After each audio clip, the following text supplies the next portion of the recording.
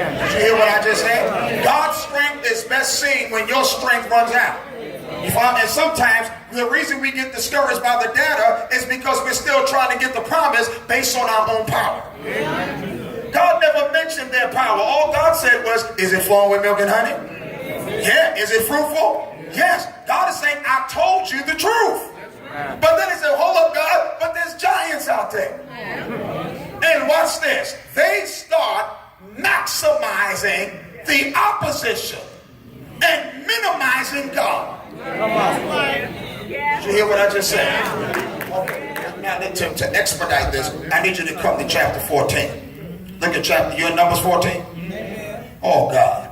Look at what contagious negativity will do. That night, all the people of the community raised their voice and wept out loud. All the Israelites grumbled against Moses. You see, you got to remember, in every congregation, it don't take much for negativity to become contagious. I mean, negativity became contagious because 10 of the 12 spies are now delivering a bad report to the people, and the people start crying as if God has not already blessed them up until this point. It is amazing how folk will magnify the current opposition and forget everything God did in there yesterday. Isn't this the same God that split the Red Sea? Is this not the same God that was able to turn the water into blood? Is this not the same God that was able to send a plague of locusts? Is this not the same God that was able to rain down hail? Is this not the same God that protected them throughout the journey? Now you got the audacity to get to a place where you see the land of Canaan and act like the same God cannot now give you what he promised.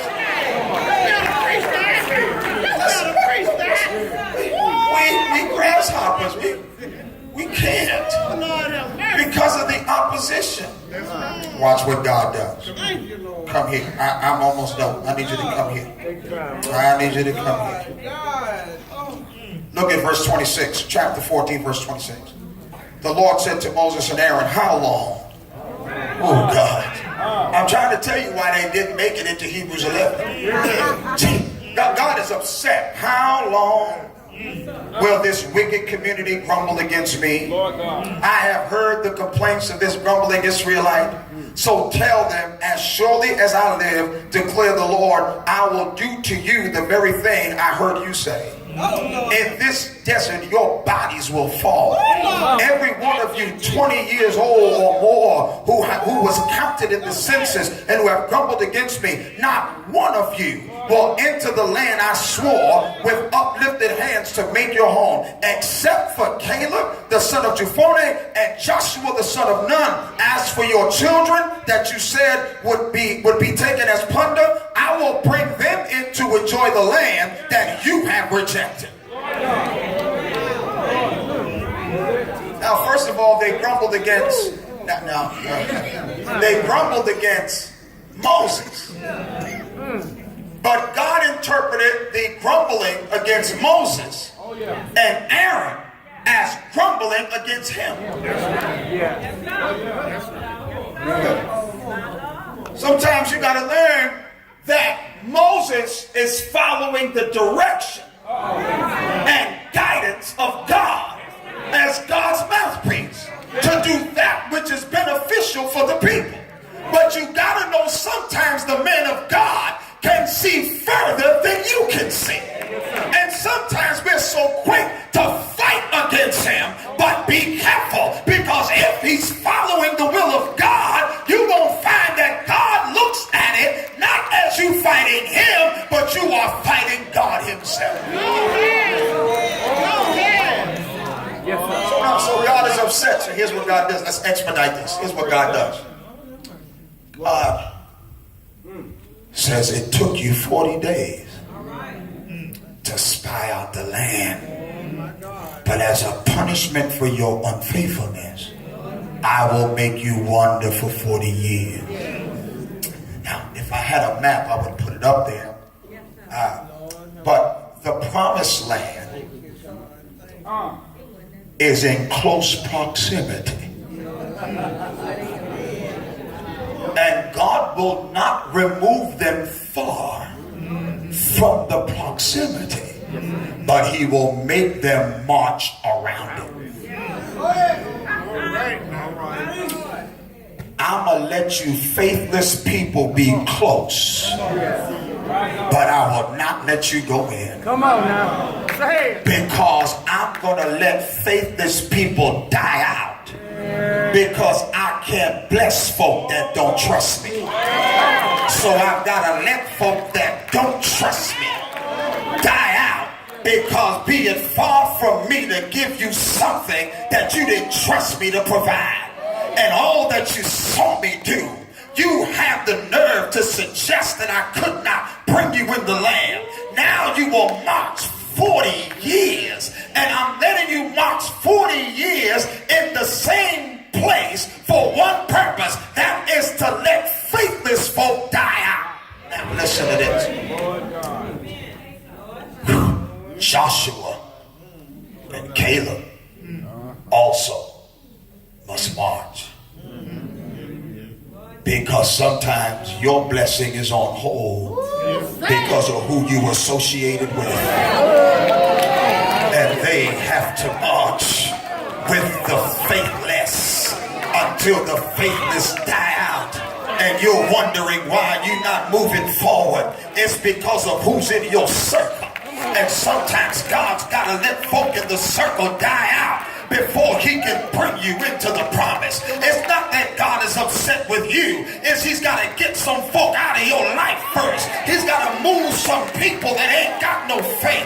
And now God is for 40 years clearing out the camp, and he's raising up a new generation. Sometimes you got to understand it's all right for a blessing to be on pause. God is raising up a new generation that says we can take that wall, we can take that land, we can get what you have promised. Anybody know what it is to be walking in circles and you trying to figure out why you still walking in circles and you had no idea that it had to do with who was in your circle, but as soon as they got out of your circle, God then made progress and you started walking.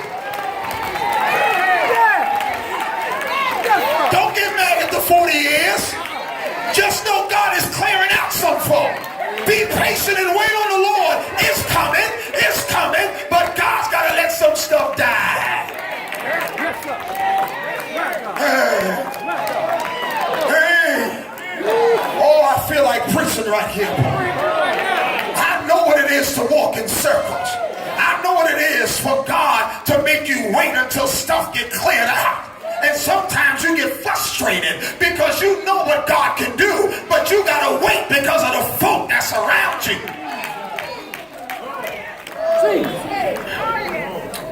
God can put a whole church on hold. Yes, sir. Yes, sir.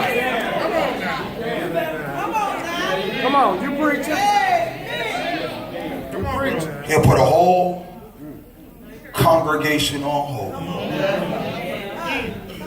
Because sometimes he's got to separate you from the faithless. Let me tell you something. Sometimes you won't even know you on hold if you are satisfied with the wilderness. Come on. Some people are satisfied with the wilderness. So you'll start saying things like, why we gotta go? We got it good right where we are. See, some people can't see forward movement because they become complacent with where they are. Let me expedite this for you. In Hebrews 11, the next verse changes generations. It said that next generation, when they saw them walls, they ain't get nervous. They just said, God, what you want us to do? God said, line up behind the Ark of the Covenant. Don't worry about it now. You just line up behind me. And make the praisers go first. Come on. You're not going to take this wall by military might. I want you to get the trumpets, and I want you to use the same trumpets that we use in the feast days. You're not going to fight for the wall. You're going to praise your way past this wall. All I need you to do is just march around the wall 7 times every day. March 1 time around the wall every day. When you get to the 7th day, keep marching 7 times around the wall. And when I tell you, start blowing the trumpet.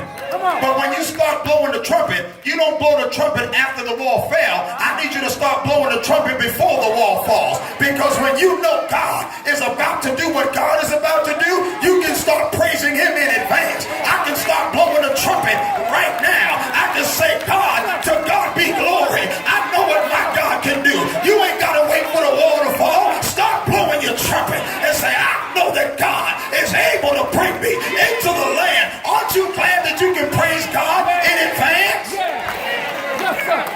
Yes, sir. Praise him in advance. Because God said, you ain't going to take the wall by fighting for it. Here is God's military strategy.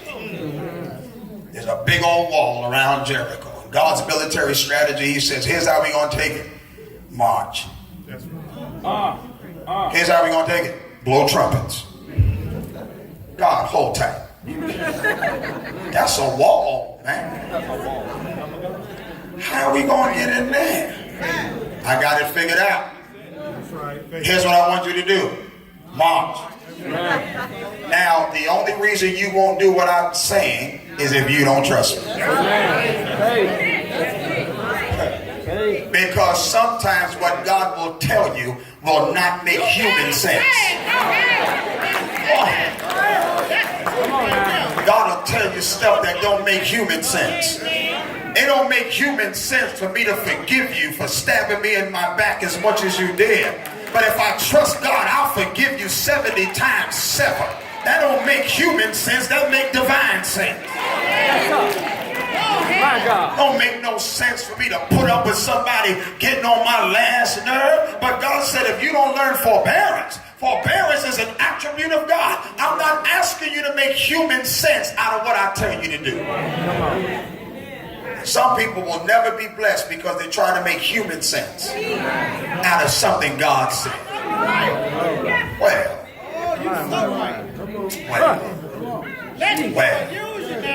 what do I want to tell you tonight? You? Hey, that's about right. You have to have enough faith to seize what God has placed in front of you and stop being controlled by the faithless. Come on, say it. Say it. Say it one more time, bro. Say it one more time, bro. And make sure the faithless stay outside of your circle. It don't matter if they talking outside the circle. That's all right. Let them talk. But you keep your mind on what God is able to do. Because if you ain't careful, you will allow the faithless to put your blessing on hold. Now I want you to listen to me. The blessing never moved. Canaan was right there. It been there. It didn't move. God was waiting for their faith to catch up to his promise. Do you hear what I just said? One of the biggest problems in the church for congregation is when you become controlled by folk that don't have your faith.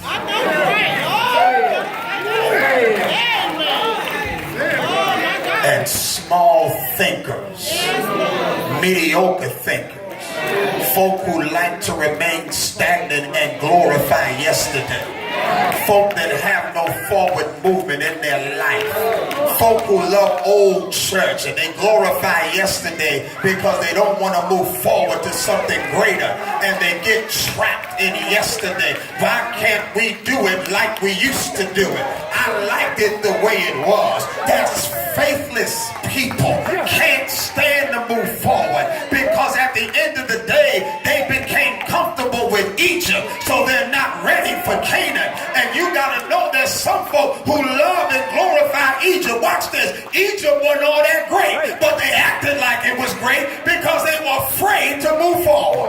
Come on now. So the church becomes stagnant because, and then you in church, man, you here Northbound. Come on. You here Northbound. In 2 years, the Lord has already moved. And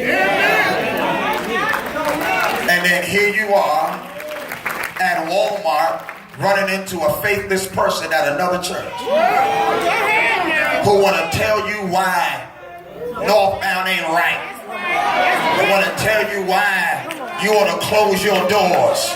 But what you need to tell them, if you have only seen what God has done for us already, it ain't been but 2 years and we're already in a building. It ain't been but 2 years and God is already moving us forward. I don't have time to listen to faithless chatter. Let me tell you something. The reason I can't hear chickens is because an eagle flies too high to listen to chickens cluck. And if I can hear you, it's because I'm flying too low. I'm flying too high to listen to chickens that ain't going nowhere, have no height, can't get up high enough. You better get away from me. I'm sorry right now. I can't listen to chickens clucking because God got me flying way too high. Oh God, I'm not going to listen to chickens. If you can hear the chicken cluck, you flying too low. Flying too low.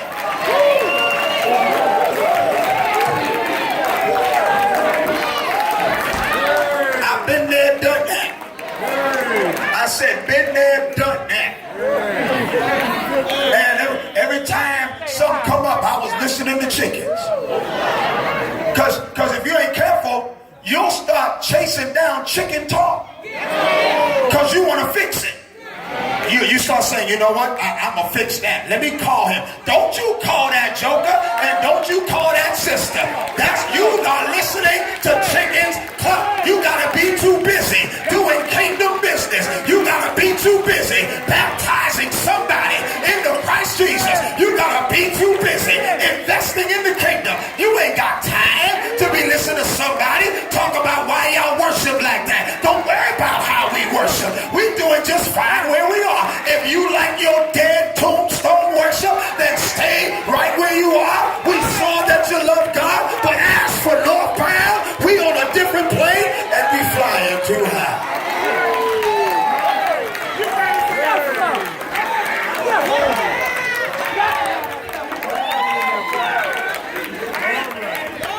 Been there, done that. Been there, I've been there, done that. I'm going to leave you with a story. I'm leaving tomorrow, so I got to get it all out.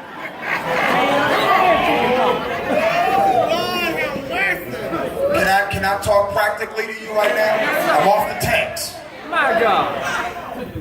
So I've seen this story.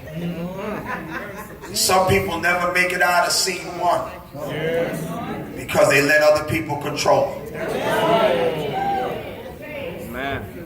Rule number one. Trust your Moses. Trust your Moses. Trust your Moses. And this is practical. Very practical right now. You can't let folk tear down your Moses. Oh, player. Come on. No. I am not telling you to have blind faith. I am not telling you to endorse what's wrong. I'm saying that you need to be supportive of the move of God when he's working through the men of God. Are you following what I'm saying? You got to lift up and you got to know Moses has weaknesses.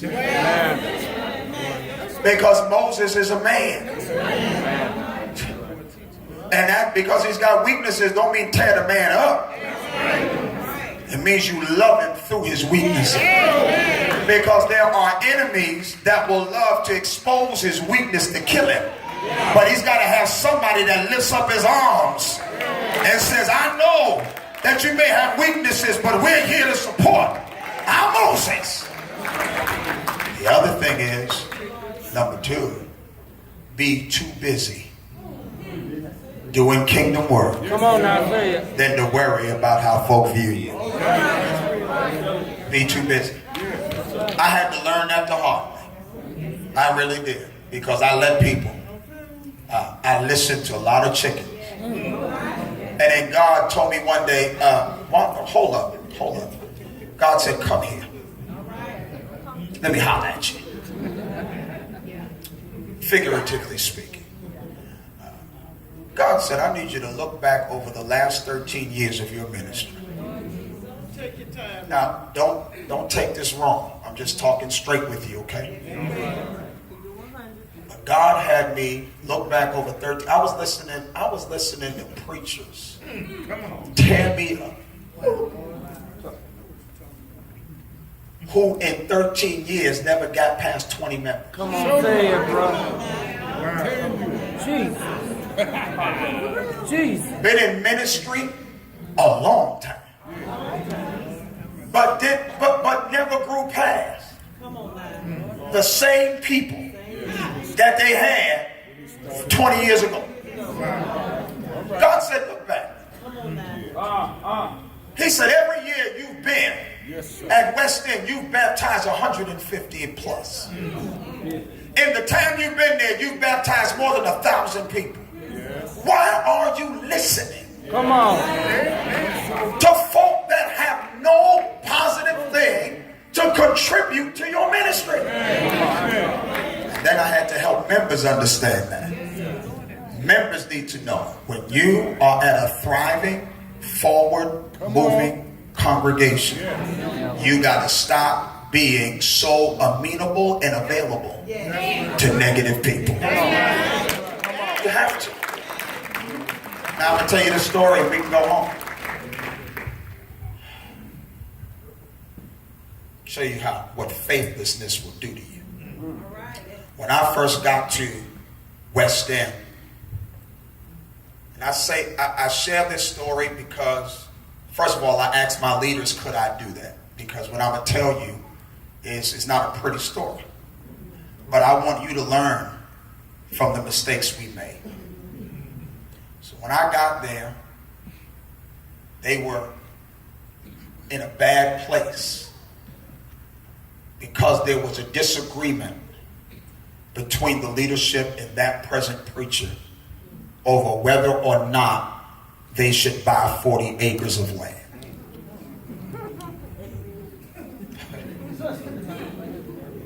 $40 acres at approximately $600,000.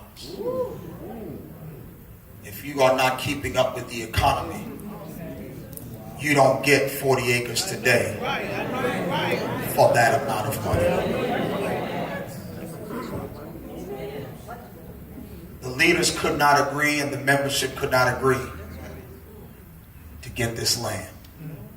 They finally got to a place where they said, well, let's try. And they put some money down. But after they put money down, because the church was so conflicted and afraid to move forward, they lost the money they put down. And they never purchased the land. I came into that context. Members had left. Members were angry. Members were upset. Some left, some stayed. Some scattered to different churches, whatever you want to call it. And it was a dismal time. Well, through God's blessing, God's strength, God's movement, the Lord blessed me to put some things in place where we could replenish the numbers. And we began baptizing. Because I knew that I could not have forward movement with an old crop. So every Sunday was like a gospel meeting for me. I didn't need nobody to call me for no meeting. Every Sunday was a gospel meeting. What I was doing was preaching the gospel so that we could baptize folk into Christ and replenish the church. People began to hear about it. Members started coming back saying, wow, there's a movement going on here. And before long, the Lord blessed us to be back where we need to be and far beyond. We then said, we need to move. We're back now at a discussion about moving. Same discussion they had some years ago that didn't work out. Now it's back on the table. We need to move. We go and we buy 17 acres for $600,000. Less property, less land, same money. Watch this. Same area. Wow. Now, God didn't change where he needed us to go. He just made us suffer a consequence for lack of faith. Now we all agree. Let's go. Everybody's on board. $9.7 million project. A Baptist church called me, Mount Zion Baptist Church, in that area. Said, we heard about you, heard about your ministry. We'd love for you to come. And could you bring a group with you to sing? And so I said, sure, we'd love to sing. So I got one of the groups and told them we're going to go over to Mount Zion. And they asked us to participate in their concert. Now, don't push me on that, because I'll change my sermon. Don't mess with me. Don't fool with me.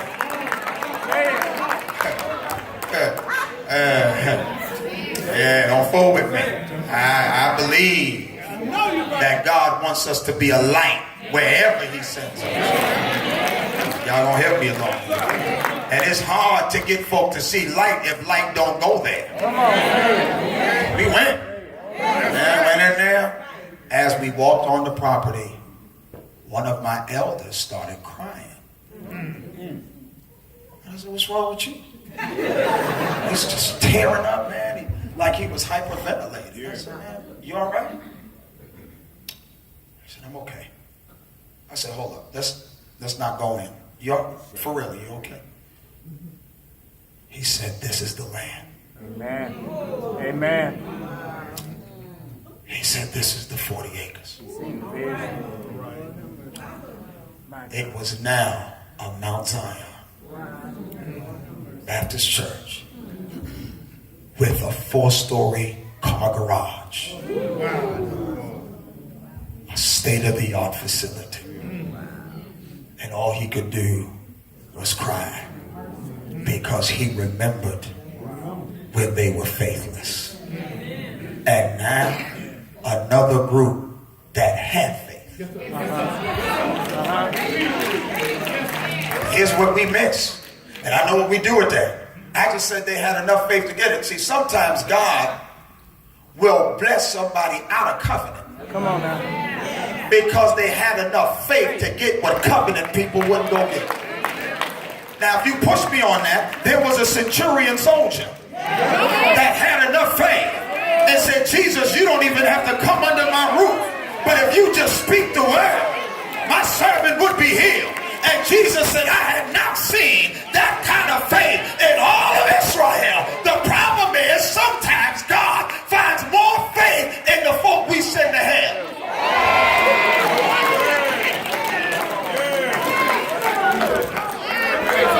And here they are. My elder was just messed up. Hurt. Didn't have enough faith. What I would hate for Northbound to ever do is despise the blessings of God by not having enough faith to seize what the Lord has placed in front of you. Are you following what I'm saying?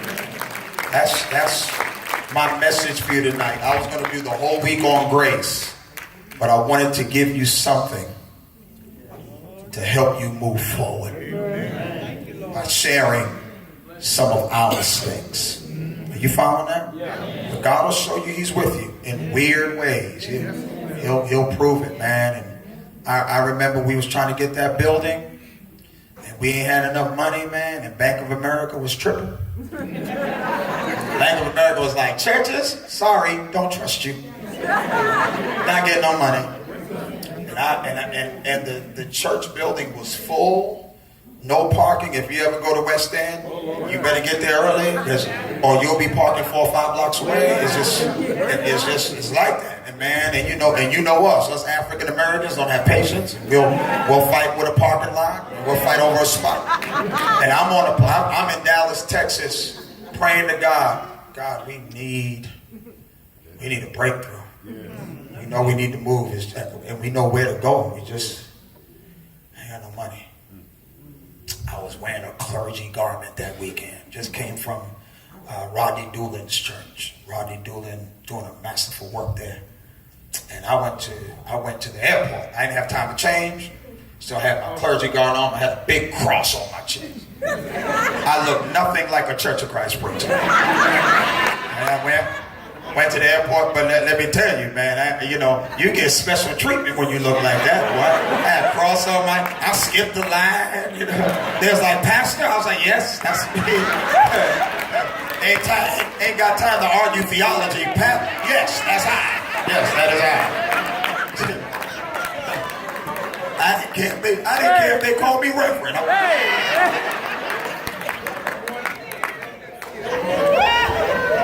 So, got on the plane and sat next to this wonderful gentleman. And he said, hey, Pastor. I said, hey, man, how you doing? He said, man, we're both sitting in first class. Because that's how I travel, praise God. You can be mad and hate if you want to. Praise God. You know what? I got to stop saying that. I got to close. Let me tell the truth. I'm claustrophobic. All right, I don't want to sound arrogant. I used to travel coach, but I can't tell you the whole story, but I have issues with closed places and anxiety. I really do. But anyway, so now I do get a first class ticket, praise God. All right, sat down. The guy said, what church you from? I said, I'm from the Church of Christ. He said, no. I said, no, for real, I am. I'm from the Church of Christ. He said, not dressed like that. I said, no, I am from the Church of Christ. I said, all of us are not the same. I don't mind wearing a clergy garment. He said, okay. He said, well, man, that's wonderful, man. He says, I'm a part of the restoration movement, too. I said, well, wonderful, man. He said, I'm in the Christian church. I said, okay, great. I understand your history, and good to meet you.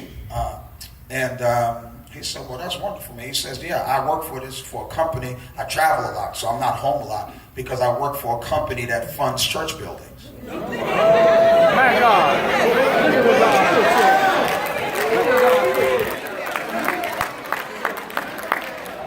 I said, say that one more time. I work for a company that funds church buildings. I said, now what do you mean by fund church building? He said, I mean when you can't get approved by a bank, we come alongside and we'll give you the money you need in order to get your building without the red tape of a bank. And then he said, and we only do it for restoration movement churches. I said, is that right?